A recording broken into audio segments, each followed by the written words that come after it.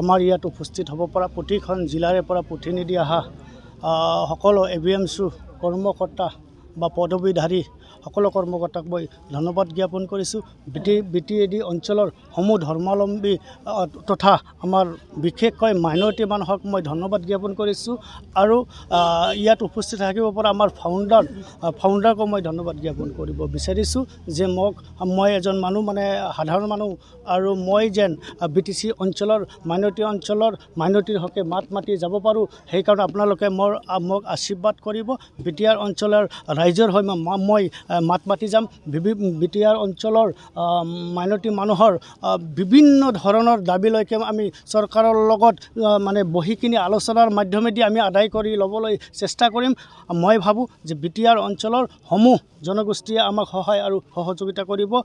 সদৌ শেষত মই ইয়াত উপস্থিত হ'ব পৰা সকলোকে ধন্যবাদ জ্ঞাপন কৰিছোঁ আৰু লগতে মিডিয়া বন্ধুসকলকো মই ধন্যবাদ জ্ঞাপন কৰি মোৰ চমু বক্তব্য ইয়াতে সামৰিছোঁ। দেখা গৈছে যে আপোনাক আচলতে ABMCৰ পৰা কি কৰিছিল ছাছপেণ্ড কৰিছিল।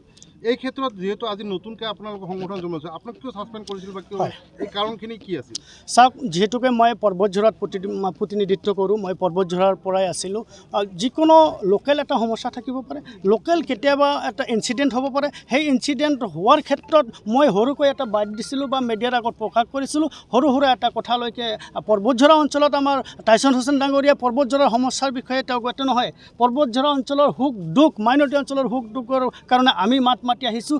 যদি কেতিয়াবা আমি মিডিয়াৰ সন্মুখত যদি দুই এষাৰ ক'ব লগা হৈছিল, আমি যদি কৈছিলোঁ, তেতিয়া তেওঁ টাইছন হুছেইনে মোক কি কৰিছিল, লগে লগে চকেছ দিছিল আৰু চকেছৰ এনচাৰটো মই দিছিলোঁ যে তেওঁ মানে এনেকুৱা এক নায়কত্ববাদ চলাইছে যে তাৰ বাহিৰে কোনেও ছ'চিয়েল মিডিয়াত আহিব নোৱাৰিব।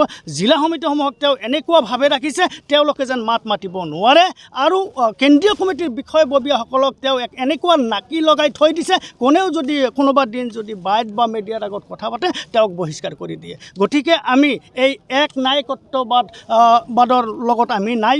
BTC অঞ্চলৰ মাইনৰিটি মানুহৰ তেওঁলোকে কোনো মাত নামাতে। তেওঁলোকে মাইনৰিটি মানুহৰ মানে সমস্যাবিলাক সমাধান কৰাৰ ক্ষেত্ৰত তেওঁলোকে কোনো মাত নামাতে। তেওঁলোকে একদম অৰাজকতাৰ সৃষ্টি কৰিছে বুলি মই দাবী উত্থাপন কৰিছোঁ। ৰাজনৈতিক দলৰ ইংগিতত চলি আছে অবভিয়াছলি।